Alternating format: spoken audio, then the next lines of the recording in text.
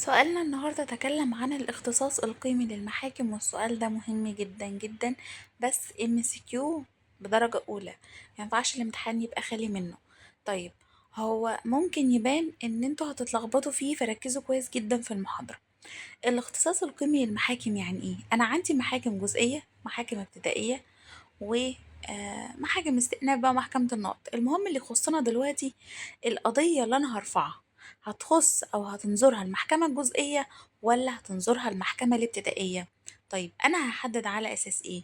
قال لي هتشوفي المحل النزاع قيمته إيه. لو محل النزاع قيمته 10,000 جنيه، لا يبقى أنت هتوديها للمحكمة الجزئية.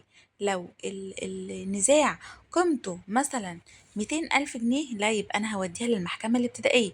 طيب ده له قانون بيقول المحكمة الجزئية بتنظر المبالغ أو النزاع أو محل النزاع بقيمة إيه، والمحكمة الابتدائية يعني نفس الكلام، بيبقى برضو لها قانون بيقول لي في الأحوال دي أو محل النزاع لما يكون قيمته كذا بيتوجه للمحكمة الابتدائية. قال لي طيب، ركزوا جدا جدا جدا في المحاضرة. طيب، المحاكم الجزئية ينفع ان انا اروح ارفع الدعوة محل النزاع لو كان محل النزاع ما يزيدش عن 100,000 جنيه، بروح المحكمة الجزئية. طيب حلو جدا.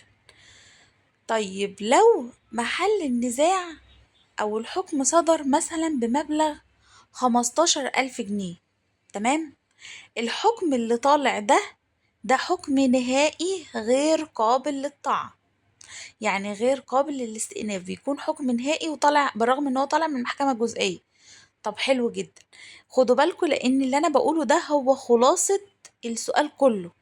تمام، لان السؤال يعني داخل كده وخارج كده، فالمهم اللي هو ايه، مش هتبقوا ملمين بيه غير اللي انا بشرحه فقط لا غير. طيب، نيجي لنصاب اختصاص المحكمة الابتدائية بروح أرفع الدعوة لو في حالة إن محل النزاع تقدر قيمته بأكتر من 100,000 جنيه. حلو جدا. طيب لو محل النزاع، أو مش هنقول محل النزاع، الحكم اللي طالع بقيمة تقدر ب40,000 جنيه وطالع من المحكمة الابتدائية، ده يعتبر حكم نهائي غير قابل للطعن. يبقى المحكمة الابتدائية 40,000 جنيه غير قابلة للطعن، أما المحكمة الجزئية 15,000 جنيه غير قابلة للطعن.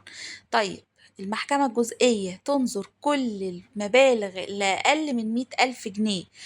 طيب لو المحكمة الابتدائية لا، بتنظر أكتر المبالغ اللي أكتر من 100,000 جنيه. طب حلو جدا.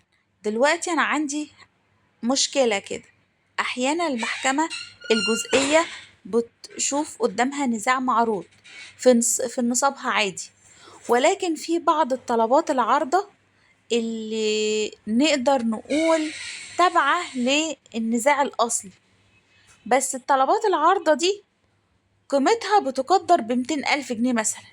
في الحالة دي القاضي المحكمة الجزئية هيعمل ايه؟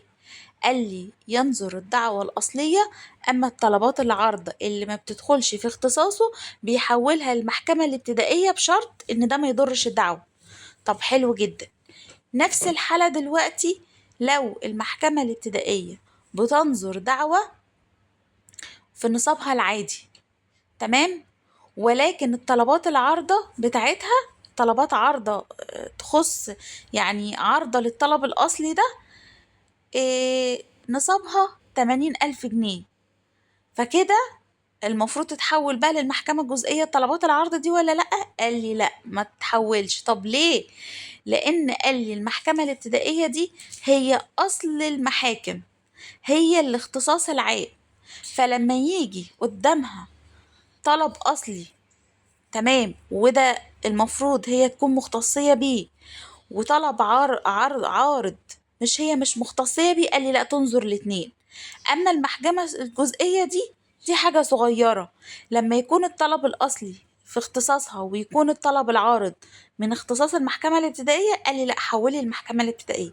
لان الجزئيه دي صغيره عن الابتدائيه. يعني الابتدائيه من حقها انها تاخد كل المشكله، مفيش مشكله حتى لو مش في اختصاصها، لو طلبات عارضه مش في اختصاصها تاخدها.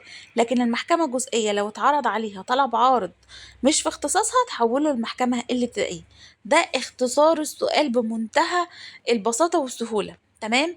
اي مشكله هنرجع ليا، اي وسيله التواصل موجوده، او تكتبوا لي على التطبيق او اي حاجه، فانا معاكم لو في اي مشكله. اشوفكم على خير في السؤال اللي بعده، وبكرر السؤال ده مهم جدا. اشوفكم على خير.